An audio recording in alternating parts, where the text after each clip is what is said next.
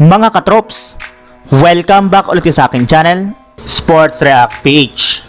At ngayon nga ay pag-uusapan natin ang balitang mataas nga na po ang tsansa ng Boston Celtics na mag back-to-back champions. Pag-uusapan na rin nga natin dito sa ating panibagong video, ang balitang pagkuha ng Los Angeles Lakers kay Nicholas Claxton.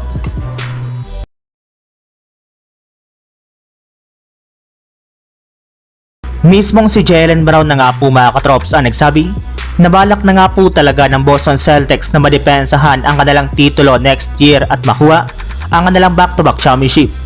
At kapag nagawa nga po nila iyan ay sigurado na nga po na mas tatahimik ng lahat ng mga tao ng babatikos sa kanilang kupunan.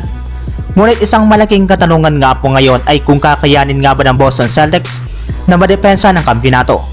Alam naman nga po ninyo mga katrops na wala pang team ang nakapag back-to-back simula nang mabuwag ang super team ng Golden State Warriors, gayong lahat nga po sila ay nabigo na madepensahan ang kanilang kampyonato.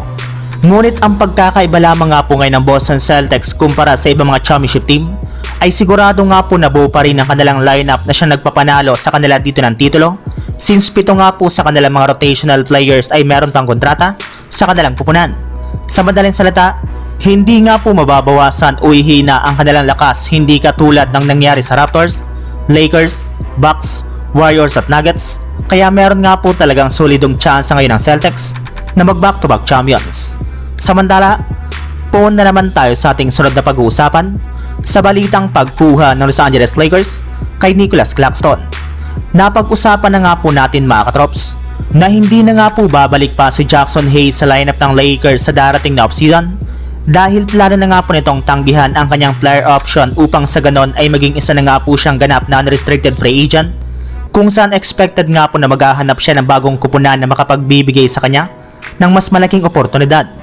Kaya dahil nga po dyan ay wala na rin naman nga pong ibang pagpipilian pa ang Lakers, kundi gawing prioridad na rin naman nga po ng kanilang kupunan ang pagkuha ng isa pang bagong center sa kanilang frontcourt na papalit kay Jaxson Hayes. At base nga po sa kalalabas pa lang na balita ngayong araw, nakasama na nga po sa mga pangalan na posibleng kunin ngayon ng Lakers bilang pamalit sa kanya ay si Nicholas Claxton, na isa ng official na unrestricted free agent matapos magtapos ang kanyang kontrata sa Brooklyn Nets. Bali nag-a-average na rin naman nga po ito ngayong season ng 11.8 points at 9.9 rebounds per game, sapat na para maging bagong sentro ng Los Angeles Lakers.